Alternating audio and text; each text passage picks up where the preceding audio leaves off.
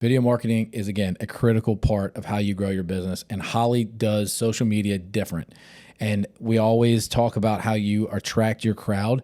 Well, if you want to hear how Holly's able to attract her crowd, her audience, and her ideal client, you definitely need to hear this conversation about her and her mindset around video marketing and social media. Everybody has a different perspective of marketing. You know, if you start business, you have to have some element of being able to sell yourself, which is more like the one-on-one, like selling your service to people and winning that business. And there's ways and strategies around that.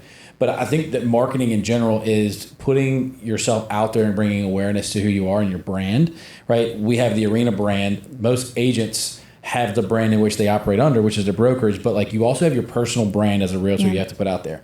And if people don't follow you on social media, definitely should follow Holly on social because you have great content. And I think that you're unapologetic. And we go back to the same word we talked about in the first segment was genuine. Like, there's no doubt about that. And it's always fun. My wife will be watching you. I always see that she's watching me. I'm like, oh, yeah. And she loves watching you and hear what you have to say. And I think the story of how you got into social media is cool too. So let's talk about your mindset around social media, and you do mostly video, right? You're not doing a ton of graphics? I actually do all of my social media is mostly in my stories. Yeah, so let's talk about that. Which is a little bit different. Yeah. Which only sucks when somebody says you had something really funny and then I go back and I'm too late. And I don't say you know? That's the other thing, because I'm always... Look alive, Holly. I know. Save the good ones. I know. Because I do say whatever, and sometimes I'm like, maybe I shouldn't have said that. Maybe it shouldn't live forever, but today, 24 hours is good.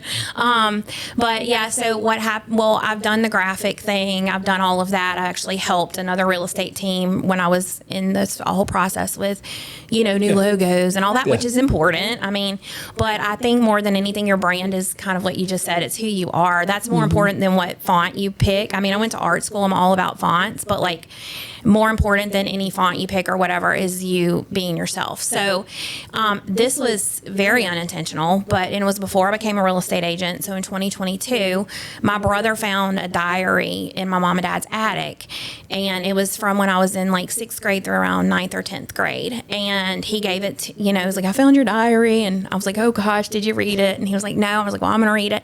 So I read the first page, and it was something very 90s because I graduated high school in 98. And I was like, you know what? I have a lot of friends from Colorado in my stories. I mean, on my social media where I grew up. And I don't really talk to them often, but they probably would love to hear like the boys that I was talking about. And, Kurt Cobain died and all these different things that happened in the 90s. And I didn't pre-read the diary. So every day I would get on there and I would start reading like a page or two out of this diary. For the first time while you're in your stories? Yes. So fun. I would have a true reaction to it too, you know? And so I started doing that, and all of a sudden I met the first love of my life. He's dead now. He died from, he overdosed actually on drugs, which is a whole different topic. We could talk about this, something I'm very passionate about. But he passed away, so I knew that was coming. Like I could talk about it later, and it would have a good message. But at the time, we were in 6th grade, and we met at the movie theater. So I started talking about that. Well, then you start talking about love stories, and everybody's like, "Whoo!" Thousands of people start watching my stories, and how many thousands?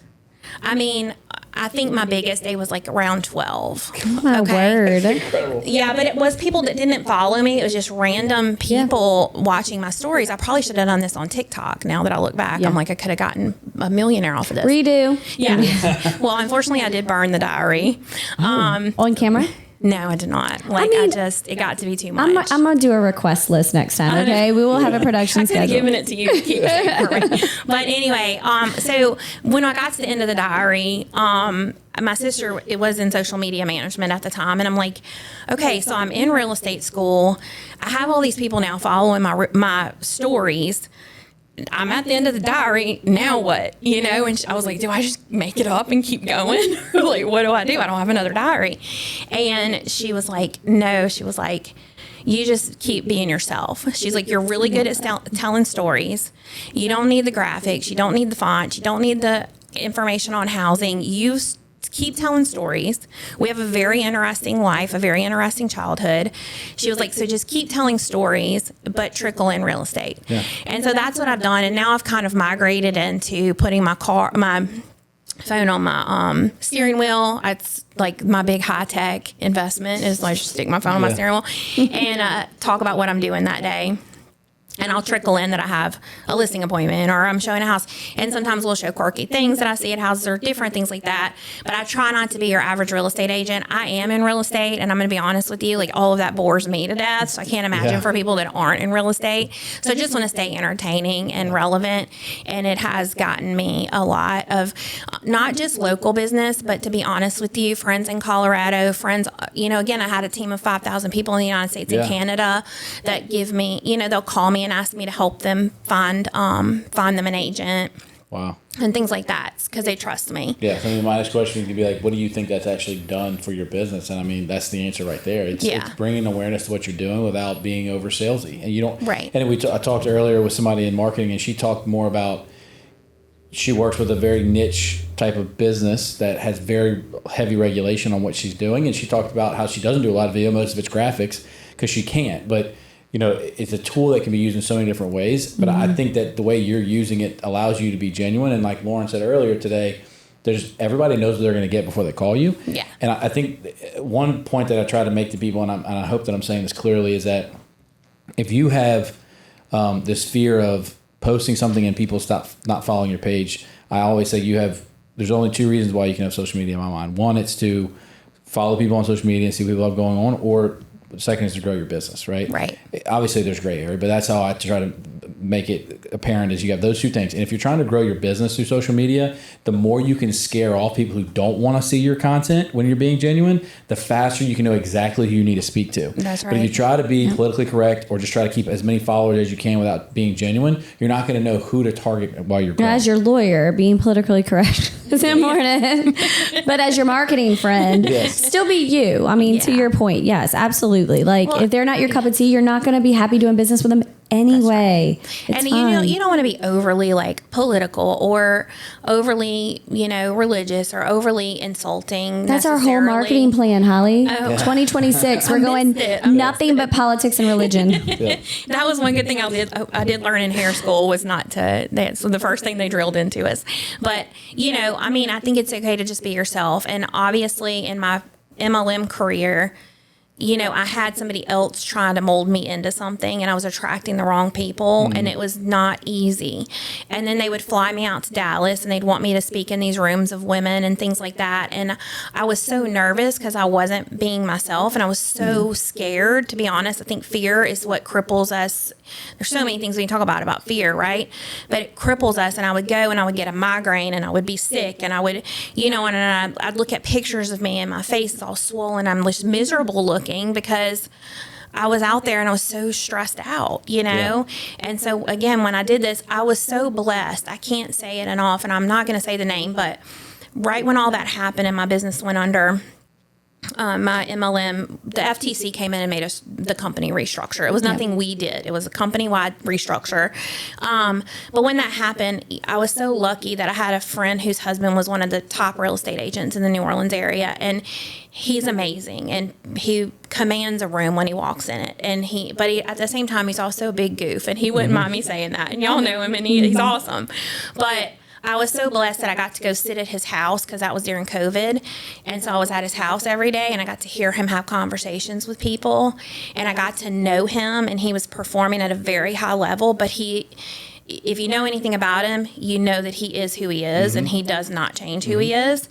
And that really just even reiterated even more to me that if he could do this and be who he is and just make no apologies about being himself, then it empowered me even more. And I'll always be indebted that I was able to have that experience and be around him.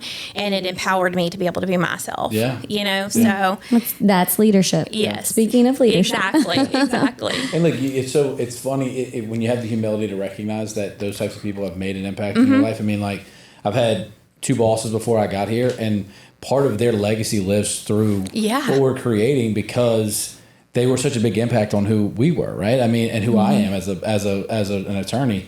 And I forever be grateful for that, because if I hadn't gone through that, the good times and the hard times and making the decisions we all made, then you wouldn't be where you're sitting at today. Right. Right. And so, I mean, I'm just so grateful. I mean, one of the men actually passed away 2 weeks ago. Oh, man. And like, I was his only employee for the whole year, and we spent a lot of time together, and he was a great guy. And, I learned so much from him, and I'm thankful for him and everybody else that I've worked for that I've learned from. So it's humility as a parent, and I think that, again, goes into the genuine nature of it. But I agree. I think that experience for you saw what the potential was, and that man is still a great realtor in this community, and he will continue to be because he has that awesome gene. He's got the confidence, and he you know, we all work really hard. I would put him in the room working about equally or harder than But he's did. always worked hard at everything he did in his life. Yep. And that's what I also, that showed me, like, hey, Holly, you've done the same thing. You know what I mean?